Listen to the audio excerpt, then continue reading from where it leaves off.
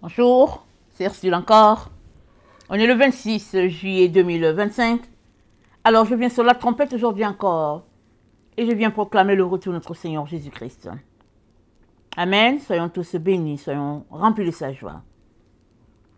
Alors, la repentance, n'est-ce pas, c'est un changement qui passe par l'humilité. Amen. On va regarder deux exemples. L'exemple de Nicodème et celui de Zachée. Alors, Jean 3, le verset 1, nous dit, Nicodème est allé de nuit voir Jésus. C'était un sacrificateur, comme tous les autres.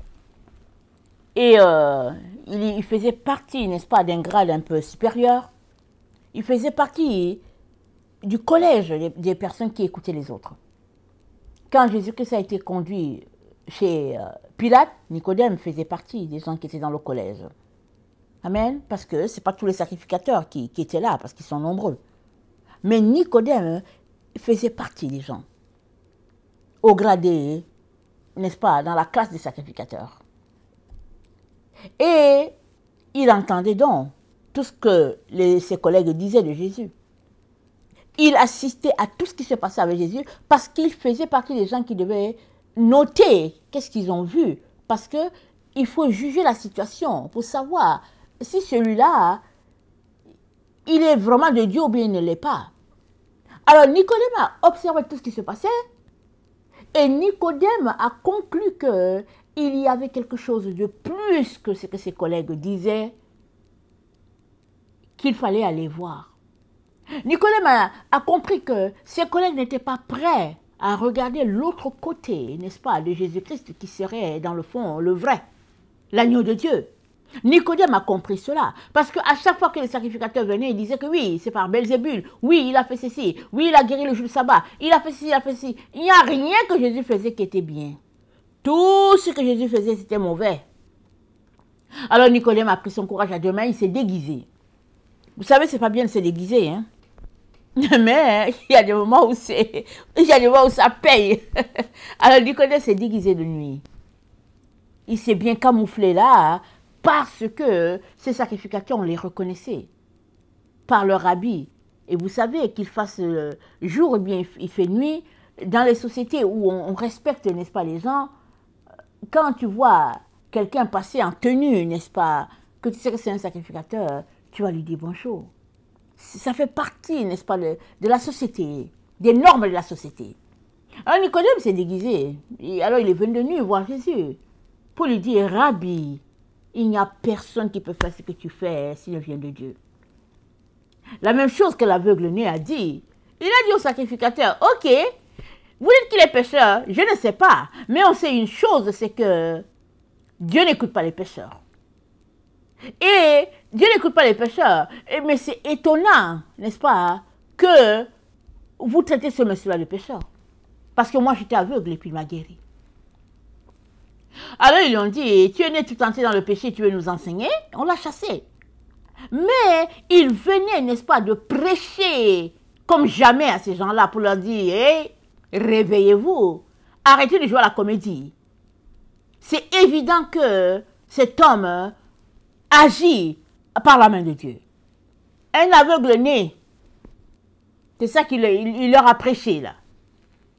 Alors, Nicodème venait de réaliser, observant Jésus-Christ, que le fait qu'il était sacrificateur n'était rien.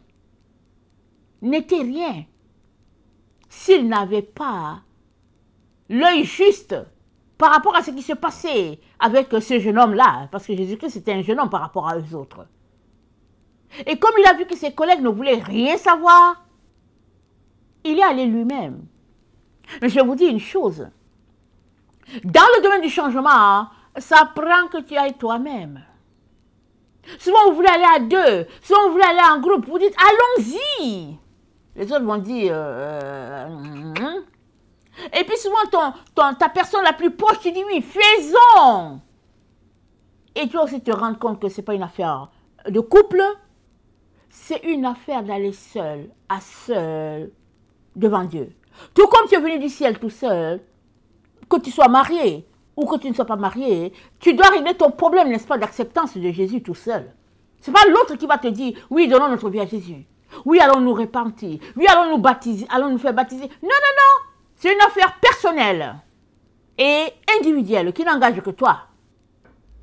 Alors, Nicodème se lève, n'est-ce pas, dans toute l'humiliation possible, parce que oui, c'est humiliant. Il était l'un des sacrificateurs au gradé.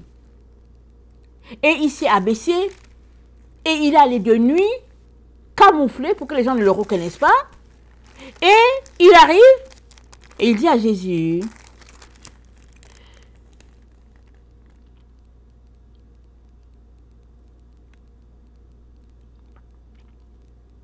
attendez, je lis mon passage. Car personne ne peut faire ce miracle que tu fais si tu n'es pas de Dieu. Jésus-Christ lui répondit, en vérité, je te le dis, si un homme ne naît de nouveau, il ne peut voir le royaume des dieux. Naître de nouveau. On va s'arrêter là. C'est quoi naître de nouveau? Nicodème dit, mais est-ce que je peux rentrer dans le ventre de ma mère?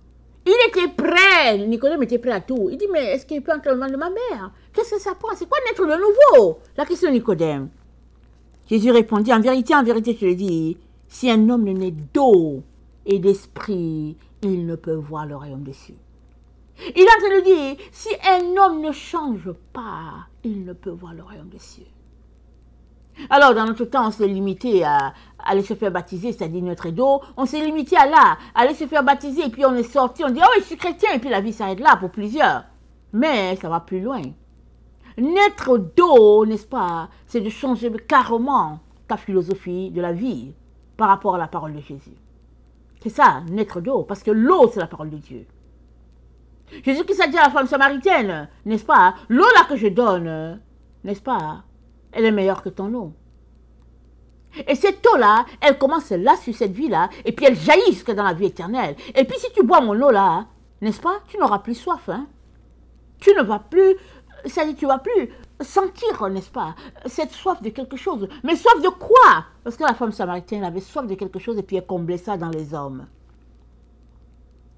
Elle cherchait l'amour, elle cherchait le bonheur, elle cherchait quelque chose en elle qu'elle ne pouvait pas expliquer. Alors elle allait chercher ça chez les hommes. Jésus-Christ lui dit, non, non, non. L'eau là que je donne là, c'est la meilleure. Alors si tu la goûtes là, tu ne vas plus chercher ces choses-là que tu cherches ailleurs. Tu ne vas plus aller là-bas. C'est ça que Jésus-Christ dit à Nicodème.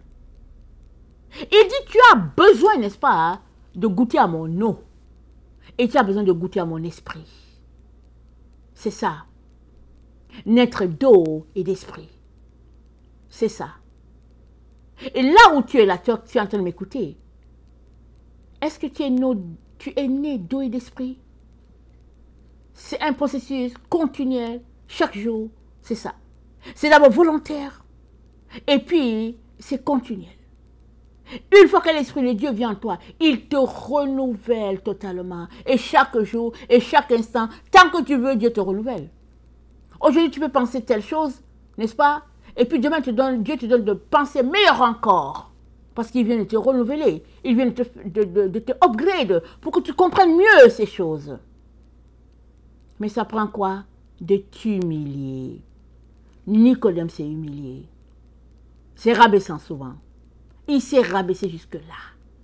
Il allait chez le petit, parce que Jésus-Christ était un enfant par rapport à Nicodème.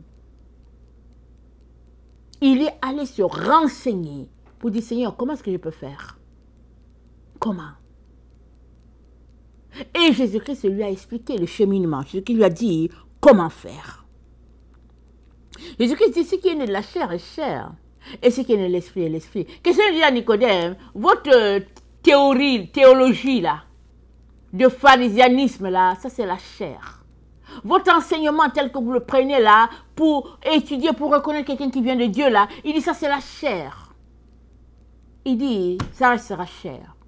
La seule manière pour toi, Nicodème, de changer, c'est que tu passes de ces effets de la chair là à l'esprit. Et ça va prendre que tu te laisses conduire par l'esprit tout au long. Voilà pourquoi il lui donne l'exemple, n'est-ce pas? En disant, le vent souffle, on ne sait pas où il va. C'est ça qui arrive aux gens qui sont nés de l'esprit. Ils sont là aujourd'hui et l'esprit leur dit, ok, fais ceci. Ils vont faire et puis l'esprit dit, non, mais arrête de faire ça. Tu dis, mais Seigneur, tu m'avais dit de faire ça. Non, non, non, c'est fini. Je voulais juste que tu fasses ça et puis là, c'est fini. Ok, allons-y dans telle direction. Tu vas dans telle direction et puis on y va. Et puis après, il dit, bon, ça va aussi. Tu dis, mais Seigneur, parce que le Seigneur, ce qu'il veut, c'est que le Saint-Esprit te conduise en direction de ce qu'il lui veut pour toi. C'est ça, n'est-ce pas? Se laisser conduire par l'Esprit de Dieu. Ça prône d'être humilié. Et dans le processus d'humiliation, n'est-ce pas, Dieu vient prendre sa place en toi pleinement. Parce que alors que tu te fais petit, Dieu devient grand en toi. L'autre exemple, c'est le Zachée. On le trouve dans Luc 19. Alors Zachée était un collecteur d'impôts très riche.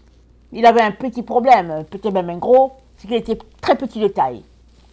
Et je ne sais pas, n'est-ce pas, comment ça se passait là-bas, mais souvent, dans les arbres, ce sont les enfants qui aiment grimper dans les arbres.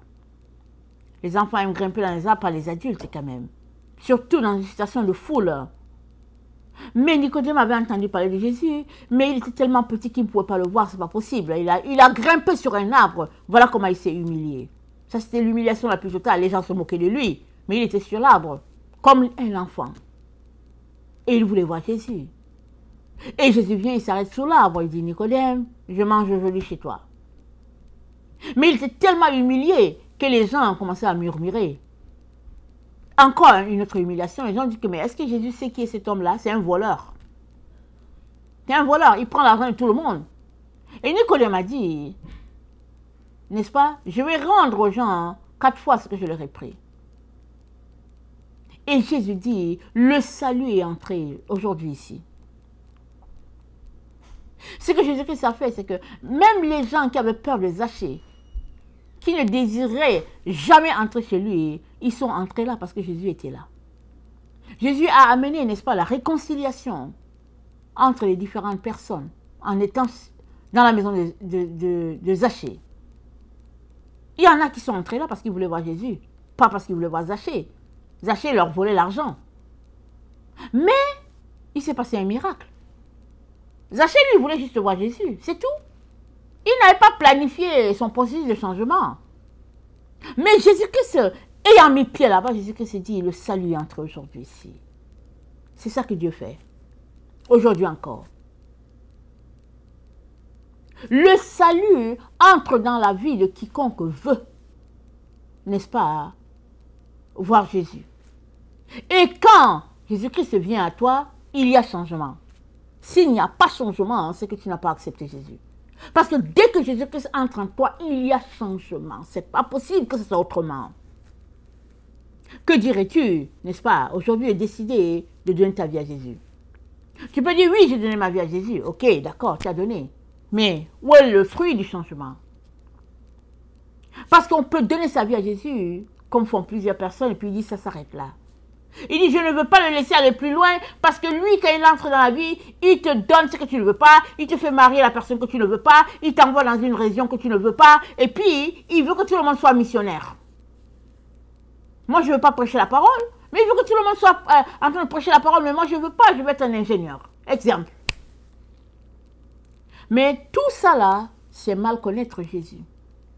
C'est lui donner des étiquettes que tu t'es fabriquées. Parce que Jésus-Christ ne vient pas pour t'enlever le fait d'être ingénieur. S'il veut que tu sois ingénieur, tu seras ingénieur. Mais il se pourrait que le fait que tu sois tellement bloqué à être ingénieur, c'est ça qui bloque tout ton processus. Peut-être que Jésus-Christ a planifié que tu sois plus qu'un ingénieur. Amen. Peut-être qu'il a planifié que tu sois plus qu'un ingénieur, mais toi tu te limites. Je veux être un ingénieur, et puis tu es là, tu ne veux pas bouger. Mais pour que tu vois le plus que Jésus-Christ a pour toi, ça commence par toi à changer maintenant. N'est-ce pas? Changer dans ce que tu ne veux pas qu'il y ait changement. Dans ce que tu bloques là. Ça commence par ça, changer. C'est ça la repentance. La repentance, ce n'est pas le fait de donner sa vie à Jésus seulement. Ça, c'est un côté. C'est l'entrée au fait. C'est tout. Tu n'as pas encore mangé là. C'est juste une entrée. Maintenant, répands-toi alors dans la vraie vérité là. C'est-à-dire correctement là, comme ça se fait. C'est-à-dire, décide donc de changer ce qui a changé. Souvent on donne sa vie à Jésus, mais il y a des péchés qu'on aime. On aime ça, c'est tout. Ce sont les péchés qu'on aime, c'est tout. On les aime. Mais la repentance va nécessiter que ces péchés-là que tu aimes, que tu les laisses aller. Tous ces plaisirs-là que tu avais dans ce péché-là, tu devras les laisser aller. Même si c'est le simple fait de te moquer de quelqu'un, tu devras laisser aller cette partie-là. Et laisser le Saint-Esprit prendre toute la place. Et c'est à partir de là, n'est-ce pas, que les choses qui doivent germer vont germer, pour la gloire de Dieu. Sinon, les choses germent dans ta vie, mais dans le mauvais sens, pour enfanter ce qui est désagréable. Mais à partir du moment où tu acceptes le changement, n'est-ce pas, quitter un bord pour te retrouver carrément dans de l'autre bord à cause de Jésus, à partir de là aussi, le fruit qui sort de toi, n'est-ce pas, ce sera des fruits paisibles de justice et de vérité et de lumière à la gloire de Dieu. Amen. Donc, notre Dieu, n'est-ce pas, veut pour nous un véritable changement. Parce que tu iras chercher tout ce que Dieu a pour toi. Tu pourras voir tout ce que Dieu a pour toi. Au fur et à mesure que tu avances dans ton changement, dans ton processus, n'est-ce pas, de repentance, au fur et à mesure, ça ne s'arrête pas. Tu avances. C'est dit quoi? La lumière, c'est comme la lumière du jour, resplendissante jusqu'en plein midi. C'est ça le sentier, n'est-ce pas, de la lumière. Alors, tu avances toujours. Et tout s'en va toujours, n'est-ce pas, avec clarté et lumière, jusqu'au bout. Il est donc très important que tu laisses le Saint-Esprit faire son œuvre. Regarde en toi ce qui bloque. Amen. Regarde en toi les barrières que toi-même tu as placées. Décide de les ôter. C'est pas, tu ne peux pas rester à un endroit stationnaire. On ne reste pas là. On ne reste pas à un endroit stationnaire, ça n'existe pas. C'est où tu avances ou tu recules. On ne reste pas dans un endroit stationnaire, ça n'existe pas de rester dans un endroit stationnaire, ça n'existe pas. Et le Seigneur aimerait, n'est-ce pas, pour toi, que tu grandisses, jusqu'à produire des fruits, jusqu'à ce que les oiseaux viennent s'asseoir sur l'arbre que tu es. Et cela ne peut se faire que par ton besoin, n'est-ce pas, de changement et de façon continuelle. Amen. Que le Seigneur bénisse sa parole. Et que sa joie soit notre force en ces jours. Au nom puissant de Jésus. Amen. Alléluia. Amen.